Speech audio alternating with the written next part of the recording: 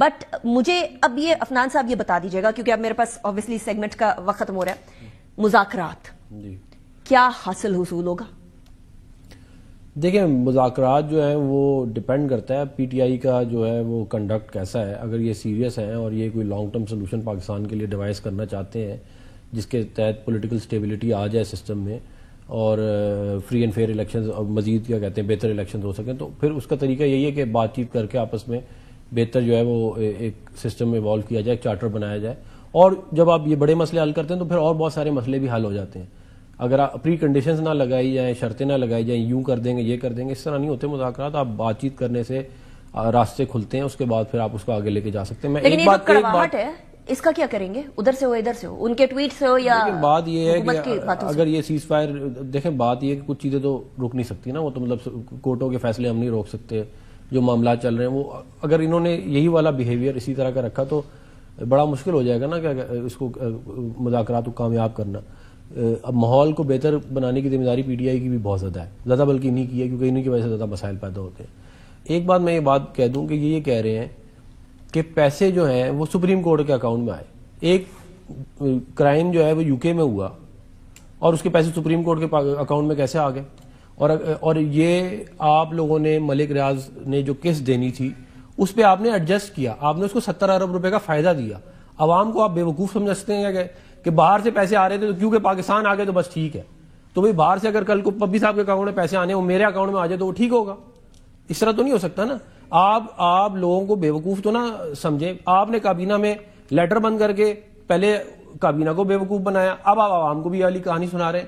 بھائی بات یہ ہے کہ آپ کسی قسم کا فائدہ نہیں لے سکتے، آپ کوئی ٹرسٹ نہیں بنا سکتے. آپ پرائم منسٹر پاکستان ہے، آپ نے بیگم کے نام پہ ہم نے پرسنل 480 کنال زمین وہ جو انہوں نے لی ہے وہ منیمم بھی 1 کروڑ روپے کی اگر آپ لگائیں پر کنال تو 5 ارب روپے بنتے.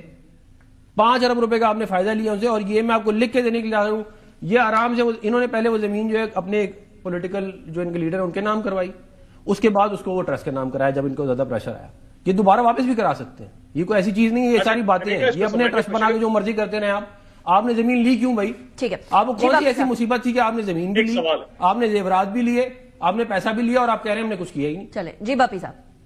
ایک سوال ہے بڑا سمپل سا. پہلی بات یہ کہ اگر عفنان اللہ صاحب کہہ رہے ہیں کہ جی میرے اکاؤنٹ میں آنے تو عفنان اللہ 102% کی ٹرانزیکشن ہے، یہ پیسے کسی شخص کے اکاؤنٹ میں نہیں گئے، پیسے گورنمنٹ آف پاکستان اور سپریم کورٹ کے اکاؤنٹ میں. نمبر 1.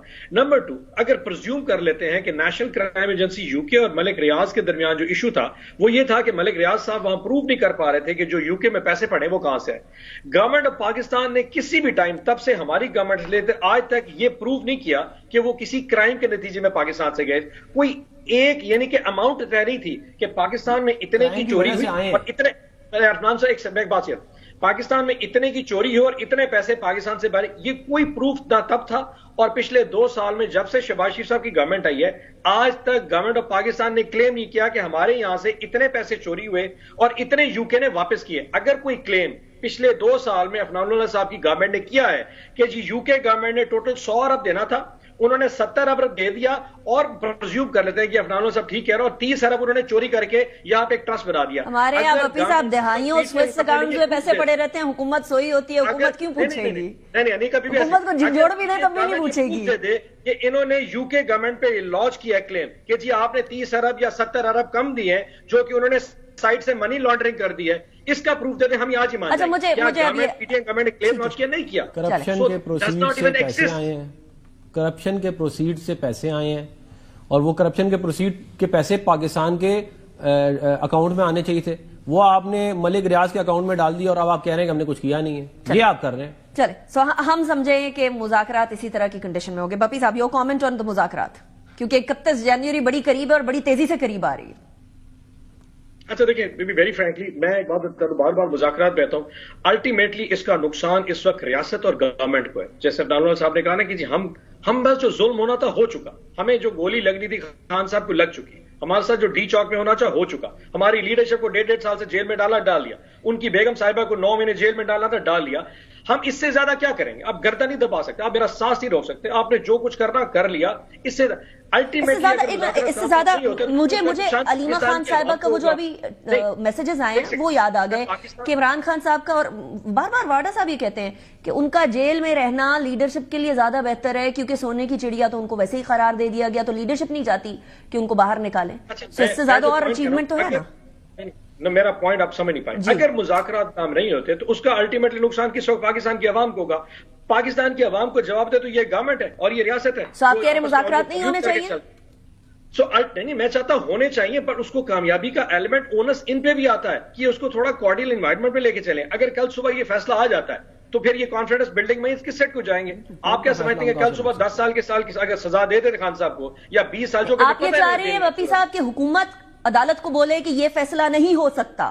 اچھا، میں ایک اور ازیوم کر لیتا ہوں، میں ان سے یہ ریکویسٹ کر لیتا ہوں. آپ نے خان صاحب پہ 200 کیس بنا لی، آپ نے بشرا بی بی پہ 100 کیس بنا دیے، آپ ایک لائن ڈرا کرتے ہیں کہ ہم اس سے زیادہ نہیں بنائیں. ہم آپ سے یہ درخواست کر لیتے کہ آپ 201 نہ کریں.